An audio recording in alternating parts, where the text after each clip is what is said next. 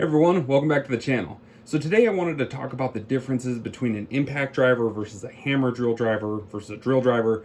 It can sound a little bit confusing and a little bit daunting, especially if you're the person that's going out and you're buying maybe your first set of tools. You're trying to get stuff done around the house, around your property. I get it, okay?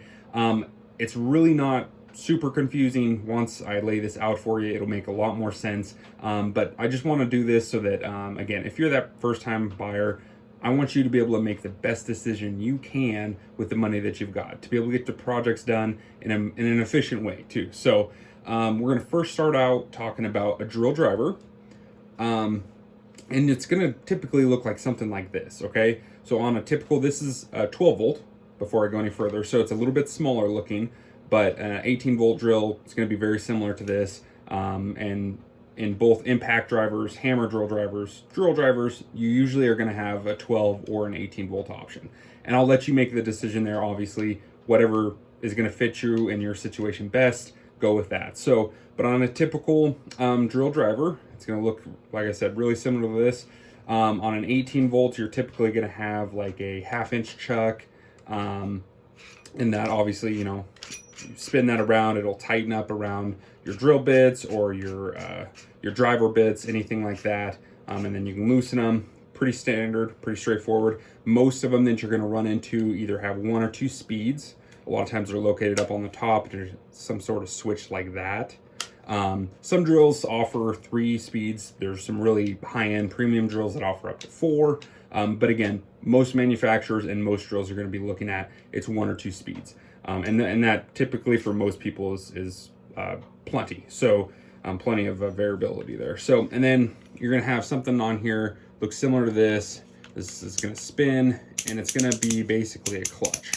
Okay, so this clutch is going to change the amount of torque that's being applied through this drill. So if you were just going to be driving a drill bit through wood or something, you're always going to go to the drill bit setting, right? Makes sense, pretty straightforward. Now, if you were going to be fastening things together and you want more control over how much torque is being applied to the screw fastener, and perhaps maybe you're working on something delicate and you don't want to overdrive the screw, this is where these different clutch settings come in. The higher the number, the closer you're getting to the actual drill bit setting, the higher torque you're going to have available before that clutch begins to slip and let loose.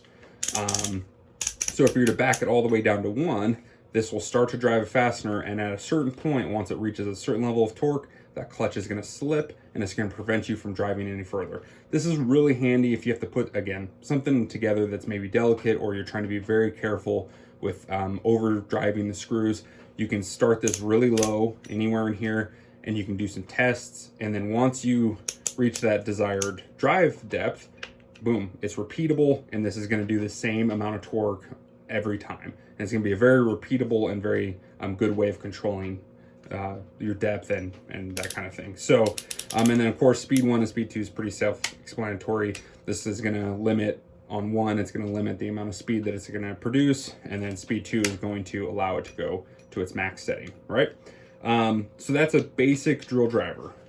So what's a little bit confusing is now an impact driver and a hammer drill driver. So this is a hammer drill driver. This is from DeWalt, but it's going to be very similar across all the brands. So the big difference between this and your typical drill driver is this obviously has a hammer setting. That means it's got impact. So the impacts on a hammer drill driver are going to be vertical. They're going to be in line with the actual drill bit, if that makes sense. So what's happening is hammer drill driver, when you put it into that hammer setting, it actually engages like a hammer and anvil system with inside here. And it's primarily used, let me just start with that. It's primarily used for driving bits into concrete. So if you got to drill a hole into concrete, into a concrete block, into stone, something like that, that's where that setting is going to come into play there. And what those bits have is a nice little chisel section on the front end of the bit.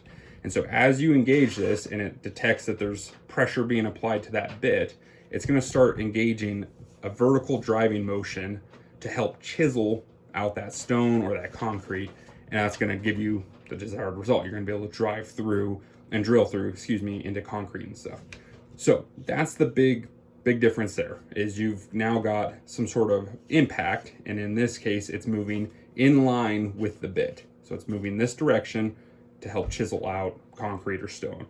On an impact driver, something like this is going to be designed for fastening, okay?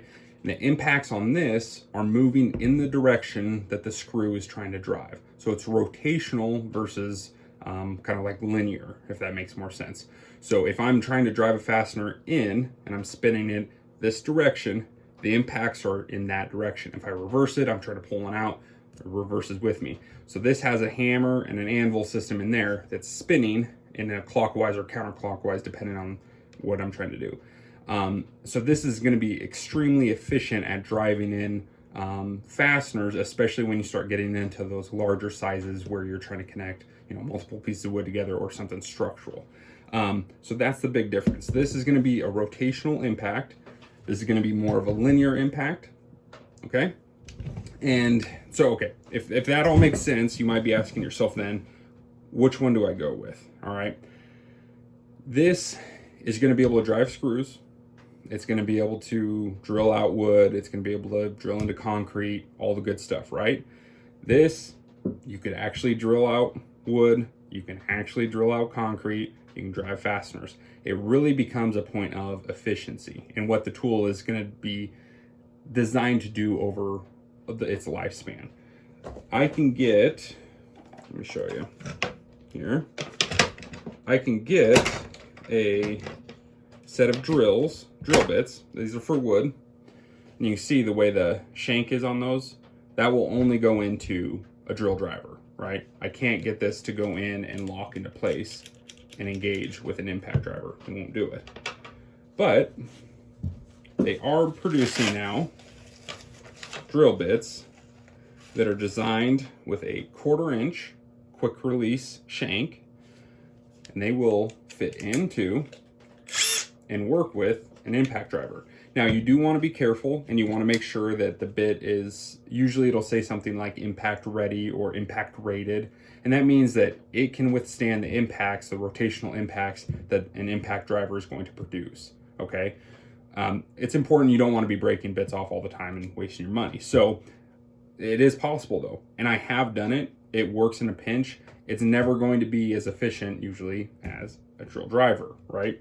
Again, same with concrete bits. You could probably drill out concrete with this thing if you get the right concrete bit that's got the 1/4 inch quick release. It's just gonna not be fun and it's not gonna be efficient. This is gonna handle both those tasks with a lot more efficiency compared to this. Now, when it comes to driving fasteners, you can drive fasteners with this all day long, every day, very well. This is faster. This is always gonna be faster. This is always gonna be more efficient. And then as you start working into larger and larger fasteners, this is gonna really start to come out ahead. So it comes down to efficiency. You gotta know what you're doing, what kind of projects you're gonna be running into. I would say if you can only pick one and you've got a variety of tasks to do, you're gonna wanna go with something like this. Now, whether you have a hammer setting on it or not, this is still gonna give you the widest range of use for the least expense. That's gonna, you're gonna be able to build stuff, you're gonna be able to screw fasteners, you're gonna be able to drill out wood, you're gonna be able to do all those things. So this is a really good first bet. If you know what, I'm not doing much of that right now, I just really need to drive a lot of screws. Maybe you're building a deck or something, I don't know what the situation might be, then maybe this makes more sense.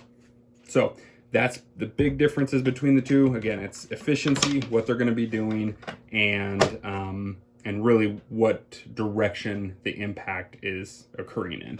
So hope that was helpful. I know when I was getting into some of this stuff, some of it was a little bit confusing, and it can take time to learn some of this stuff. So again, I hope it was helpful for you. Hope it makes your buying decisions a little bit easier. If you guys like this kind of stuff, please hit the subscribe button, maybe give me a thumbs up. And then I really enjoy engaging with you guys in the comments section, whether you have a question or you would like to point something out that maybe I missed, anything like that. You got suggestions for future videos. I appreciate all that stuff, and I really do enjoy interacting with you guys. So I would appreciate that. And yeah, we will be doing more of this stuff here real soon. And hopefully we'll be doing some tool reviews going forward too. And I'll catch you guys in the next one. Take it easy.